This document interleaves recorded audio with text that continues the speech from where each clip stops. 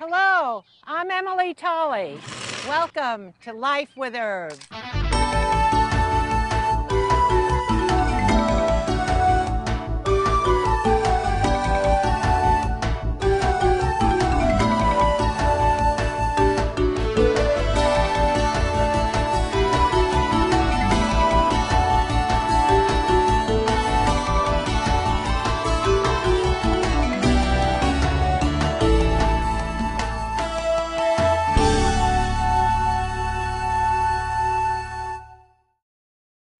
To me, one of the most interesting ways of using the lavender I grow is in the kitchen.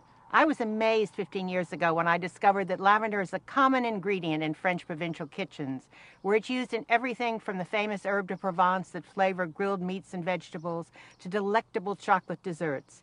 Now American chefs like Jerry Traunfeld of the HerbFarm Restaurant outside Seattle and a James Beard Award winner are educating Americans in the rewards of cooking with lavender. I'm really looking forward to tasting all these lavender recipes. Where are we going to begin?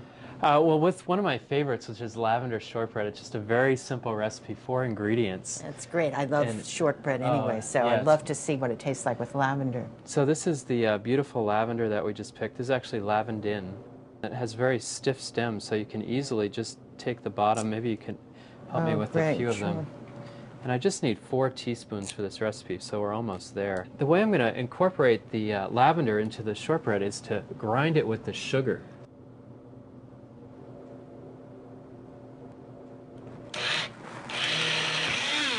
Think that's enough? I think so. And if you just turn it upside down and maybe turn it on. Okay. Yeah, right. And then what a good idea. Then we can take the top off, and there it is. And it's it's really absorbed those oils, it almost gets green from the oil. Right, actually. it just smells wonderful. And we're just going to put it in the mixing bowl with a little sugar, and then I'm going to add half a pound of butter. And this is butter that's been taken out of the refrigerator about 10 minutes before I want to use it, so just slightly softened.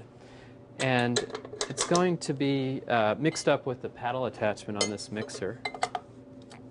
I'm just going to mix it up until there's no more lumps in the mixture. So I don't want to like cream it like I'm making a cake. It's just to get it smooth. Ah, that's interesting. Why is that? Because it gets... Well, then you'll get too much air in the cookies and they'll spread. And then I have in here I have 2 cups of all-purpose flour, and I'm going to add it all at once.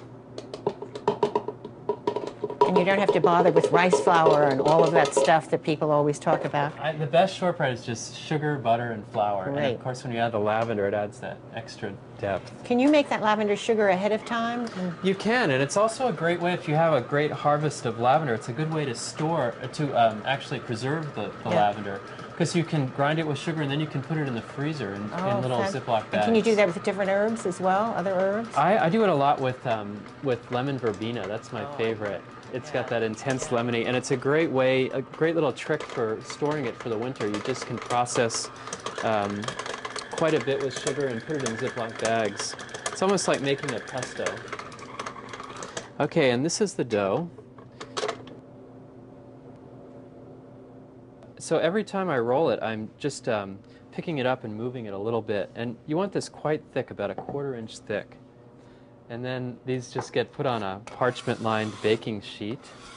So these get baked in a 300-degree oven. It takes about 22 to 25 minutes. And when they're done, they will be this color here. Beautiful and pale and gorgeous. Yeah, they're wonderful. Would you like to try one? I certainly would. I've been waiting. Yeah, they're nice and buttery. Divine.